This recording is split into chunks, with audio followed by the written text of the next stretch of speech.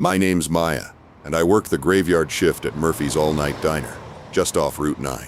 It's one of those classic chrome and red vinyl joints where the coffee's always fresh, and the neon sign's been flickering since the Clinton administration. Most nights, it's just me and Eddie in the kitchen, serving truckers, insomniacs, and the occasional drunk college kid, sobering up with pancakes. I actually love working nights. There's something peaceful about the routine, you know? The regulars know me by name. I know their usual orders. And there's this comfortable rhythm to it all. Plus, the tips are surprisingly good when you're the only waitress between midnight and dawn. The diner sits right at the intersection of two major highways, so we get a steady stream of travelers passing through. During the day, the place is chaos. Families with screaming kids, business lunches, the usual rush. But at night, it's different, quieter, more intimate in a way. That Tuesday in late September started like any other. Around 2:45 a.m., she walked in. This woman who immediately caught my attention because she looked like she'd stepped out of a high-end magazine. Perfectly styled blonde hair, expensive coat, designer heels clicking on our checkered linoleum.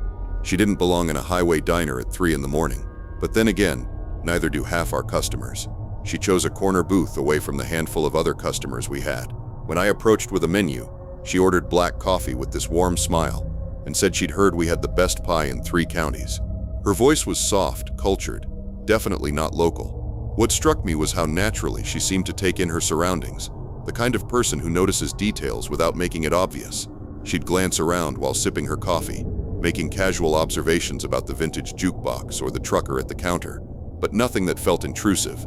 After about an hour, she approached the counter where I was cleaning the espresso machine, complimented the coffee, asked how long I'd been working here, whether I enjoyed the night shift. Normal conversation, nothing that raised red flags. Then she mentioned she worked in talent scouting and asked if I'd ever considered modeling or acting. I laughed it off, told her I was pretty happy with my current situation. She seemed genuinely interested in my answer, nodding thoughtfully like she was filing the information away somewhere. She paid her check around 4 a.m., coffee with several refills, plus a slice of apple pie she'd ordered later.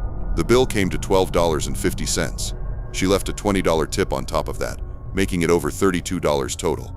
Before leaving, she handed me an elegant business card, just Elena Rodriguez and a phone number.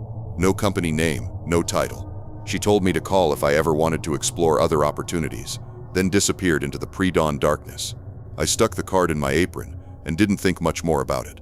4 days later, she came back. Same time, same booth, same order. But this time, she wasn't alone. The man with her looked like he could have been her business partner. Expensive suit, confident posture, the kind of presence that screams serious money.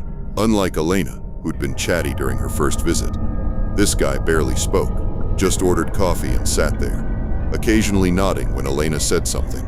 Elena picked up our conversation right where we'd left off, asking about my schedule, my living situation, whether I had family in town. Personal questions, but delivered so naturally that I found myself answering without thinking twice. She had this gift for making you feel like the most interesting person in the room. About halfway through their visit, she brought up the modeling thing again, said she'd been thinking about our conversation and really believed I had potential. That's when the man spoke up, introducing himself as Marcus and explaining he worked in talent acquisition for exclusive events and photo shoots. They painted this picture of easy money and sophisticated work, high-end photo shoots at luxury resorts, private events at penthouses, meeting influential people from entertainment and business.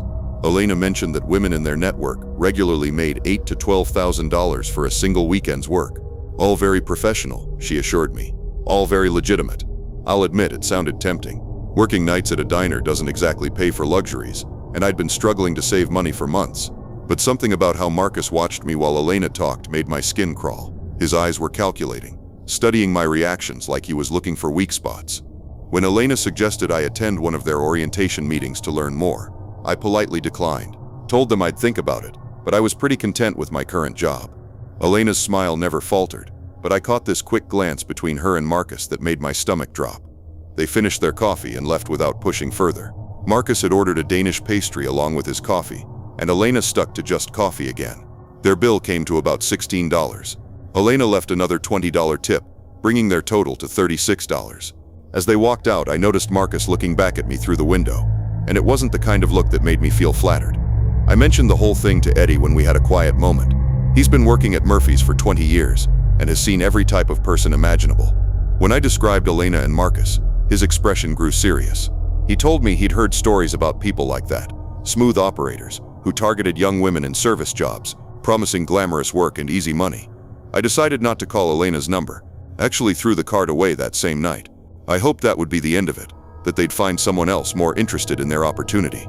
Should have known it wouldn't be that simple. 3 weeks later, I was walking to my car after closing, when I spotted a familiar figure leaning against a black Escalade in the parking lot. Marcus, and he was staring directly at me. When he saw I'd noticed him, he raised his hand in this casual wave, like we were old friends running into each other by chance. My heart started pounding. It was nearly 7 a.m., and the parking lot was mostly empty except for a couple early morning customers heading into the diner. I considered going back inside, but something about his posture, relaxed, patient, like he had all the time in the world, told me he wasn't going anywhere. I walked toward my Honda, trying to act normal while my mind raced. Marcus pushed off from his SUV and intercepted me halfway across the asphalt. He was smiling, but it wasn't the kind that reached his eyes. He started talking like we were picking up a conversation from 5 minutes ago instead of 3 weeks. Said Elena was disappointed I hadn't called, that they'd really seen something special in me. I explained that I'd thought about their offer but decided it wasn't right for me. Thanked him for considering me and tried to step around him, but he shifted slightly, still blocking my way without making it obvious. That's when his tone changed. He started talking about how they'd noticed I lived alone in those garden apartments off Highway 6, how I walked to my car by myself every morning, how nobody would miss me for hours if something happened during my shift. The way he said it, casual, conversational, like he was discussing the weather, made my blood freeze. He knew where I lived, knew my routine, knew I was vulnerable. I realized this wasn't some spur-of-the-moment encounter. They'd been watching me, learning my patterns.